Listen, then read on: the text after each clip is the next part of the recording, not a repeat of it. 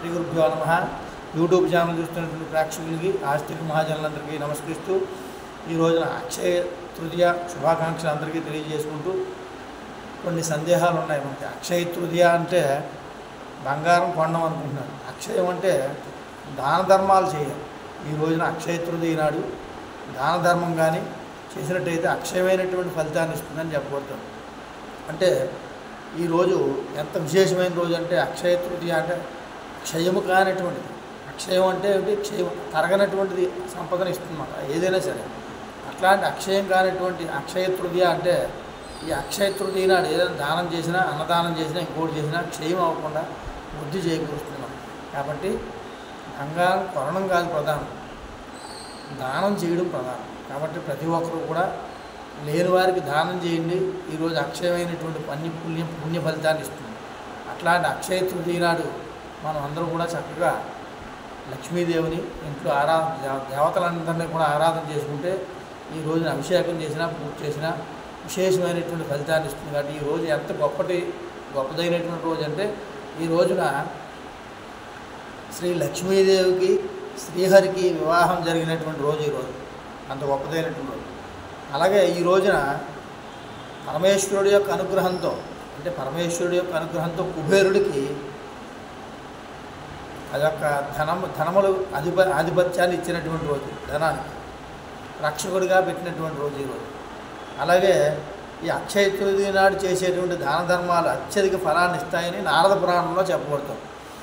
ఇంకా ఈ రోజున ఈ అక్షయ తృతీయ నాడు పరశురాముడు పుట్టినటువంటి రోజు గుర్తుపెట్టుకుంటాం. దశావతారంలో పరశురాముడు కూడా చెప్పబడుతున్నారు కాబట్టి అట్లాంటి పరశురాముడు పుట్టినటువంటి రోజు. ఇంకా విశేషం ఏంటంటే చూడండి, శ్రీకృష్ణుడు సోదరుడైనటువంటి బలరాముడు పుట్టినటువంటి రోజు ఈరోజు. ఇంకా ఈరోజు విశేషం ఏంటంటే పాండవులు అరణ్యవాసం చేస్తున్నప్పుడు ఆ శ్రీకృష్ణుడు ఆ పాండవులకి అక్షయ పాత్ర ఇచ్చినటువంటి రోజు ఈ రోజున. ఇంకా చూడండి విశేషం, కురుసభలో ఆ కౌరవులు ద్రౌపదిని అవమానం చేసి చీరలు ఆగుతున్నప్పుడు అక్షయంగా శ్రీకృష్ణుడు ద్రౌపదికి చీరలు ఇచ్చినటువంటి రోజు ఈరోజు.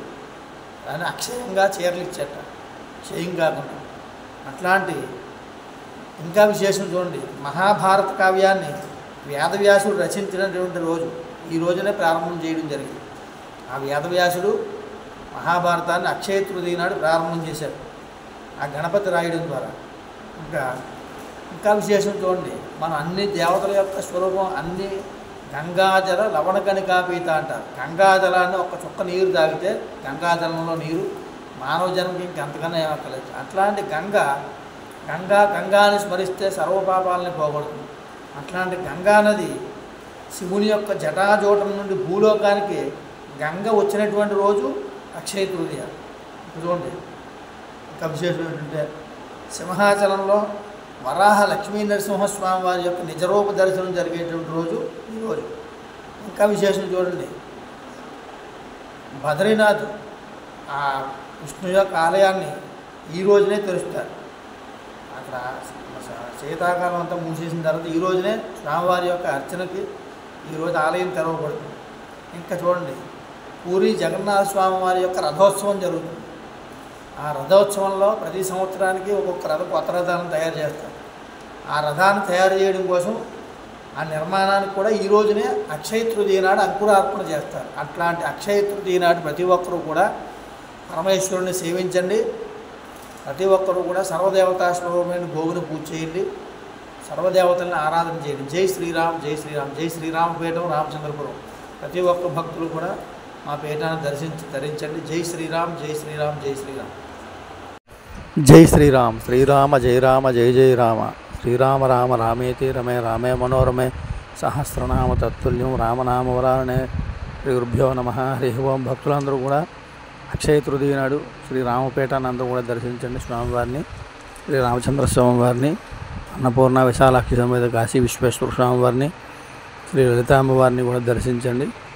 ఈ రోజున దాన ధర్మాలు చేయండి, అందరికీ సహాయం చేయండి, అన్నార్థులకి అన్నం పెట్టండి. అంతా కూడా శుభం జరుగుతుంది. జై శ్రీరామ్, జై శ్రీరామ్. శ్రీరామ జయ రామ. అందరూ కూడా మా పీఠమందు జాతక వాస్తు ముహూర్త ప్రశ్నలు చూడబడును. ఎవరు ఏ సమస్యలో ఉన్నా మా పీఠానికి రండి. అందరికీ అన్ని సమస్యలకి పరిష్కార మార్గం చెప్పబడును. జై శ్రీరామ్.